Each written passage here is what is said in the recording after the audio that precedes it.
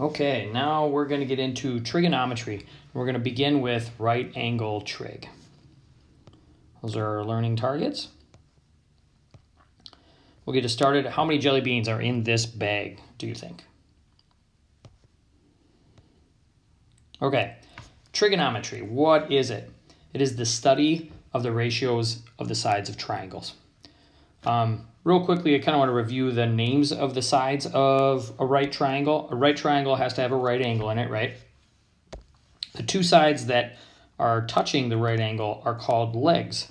And the one that's directly across from the right angle is called the hypotenuse. That is also the longest side. That's an important one to remember. Okay, trig functions. So trigonometric functions that you're probably familiar with from geometry are sine, cosine, and a tangent, abbreviated with 3 letters. But please say sine, not sin, or cosine, not cos, or cos, or tangent, not tan, right? So those are the names of them. If you might remember this mnemonic device, SOHCAHTOA, this S stands for sine, this C stands for cosine, and this tangent is T for tangent. So sine is the opposite side over the hypotenuse, right? Sine, O-H, S-O-H. Cosine is adjacent side over the hypotenuse. So that's where we get the C-A-H. And tangent is opposite over adjacent. So tangent opposite over adjacent. Okay. Now, in trig, you'll see this Greek letter theta. It looks like this, really. It's T-H-E-T-A. It's a Greek letter. It just means the missing angle. So it's like kind of like X. So if I'm saying sine is the opposite side over the hypotenuse side, I want to look where theta is.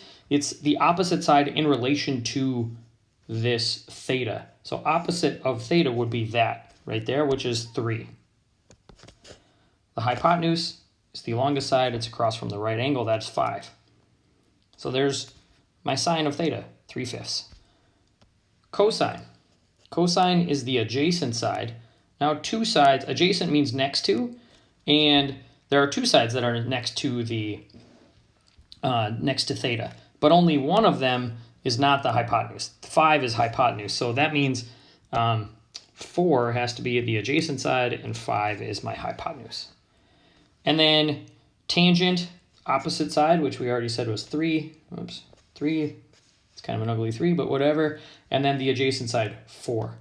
Now, make sure your fractions are always reduced.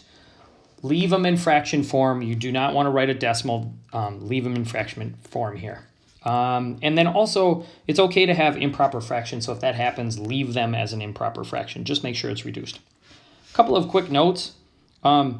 These trig functions only work if we are dealing with right triangles. If it's not a right triangle, you can't use these. Also, the ratios are going to depend on where theta is located. If theta moves, then your ratios are going to change, okay? So keep that in mind as well. All right. So just kind of a quick reminder here. How do we find the value of sine? Opposite over hypotenuse. So in this case, the opposite side would be opposite of theta, which would be 7, over the hypotenuse, which in this case is 25.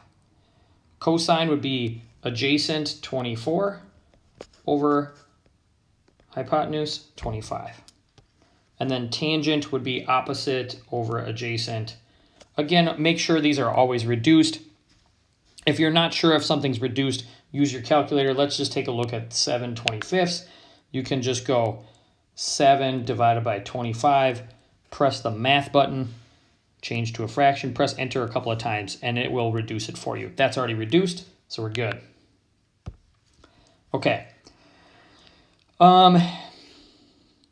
Yeah, that's it for that. Okay.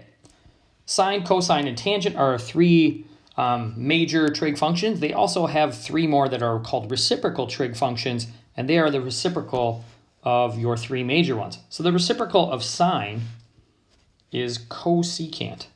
It's the reciprocal, meaning you know that sine is opposite over hypotenuse, so you'll notice here cosecant is hypotenuse over opposite. It's just flipped around. Cosine, the reciprocal, is called secant, abbreviated SEC, and it's hypotenuse over adjacent. And then, well, let's switch to something else. This tangent, the reciprocal is cotangent, and that would be adjacent over opposite. I generally don't memorize these. As long as you know what these three are, then you just do the reciprocal of that and you're fine. One thing that's important here is that I remember this. People are tempted to put these two together because they both begin with a C. Don't do that. That's a no-no. So what I remember is each pair, so this is a pair together, they have to have a co in it. If you don't have one co, it's wrong. So here, one co and one co. I kind of highlighted those in red to try to make it easier to see, but hopefully that makes sense. Okay, so here in your assignment, you're going to see problems like this where it says find the exact values of the trigonometric functions for theta. When you see this, this means exact values means no decimals, no rounding. You have to have the exact value, simplest radical form. That's what that means. And then all 6, okay? So in this case, in order to get the trig functions, I need to finish out, I'm missing this hypotenuse. I need to find that. So it's a right triangle, so the first thing, if I'm missing a side, you're going to have to use Pythagorean theorem to find one of those sides, potentially. So we're going to have to do that. Remember that A and B are your legs, C is your hypotenuse. That's really the one that matters. Make sure that's in the right spot. So I'm missing C. This is my hypotenuse. I'm missing that. So let's see. I've got A, I'm going to say is 6 squared. B is 6 root 3 squared equals C squared. Well, this is 36. When you do this, you're squaring really both sections of this, right?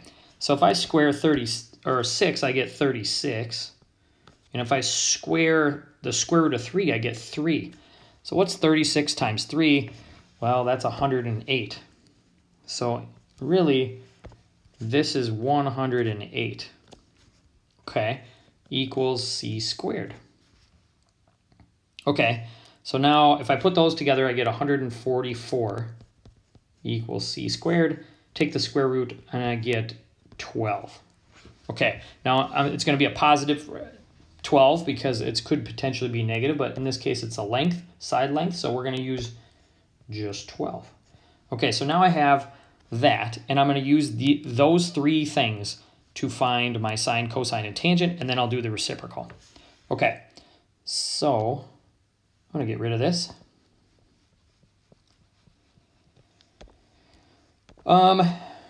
Sine.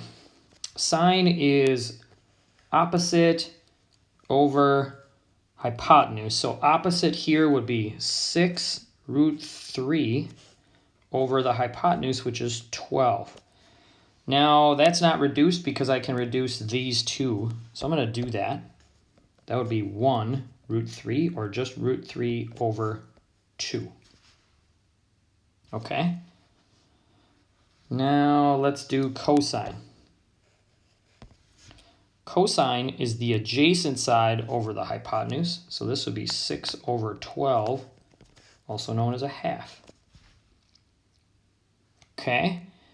And then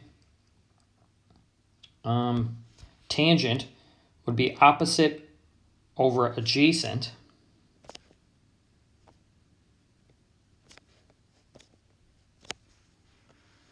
Okay, so I need to reduce that. That would be, those would be both 1. So this would end up just being the square root of 3. Okay.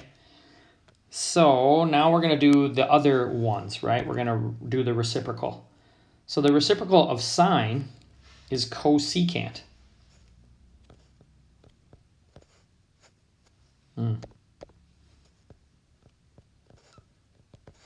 Okay, so that means I need to flip these around, okay?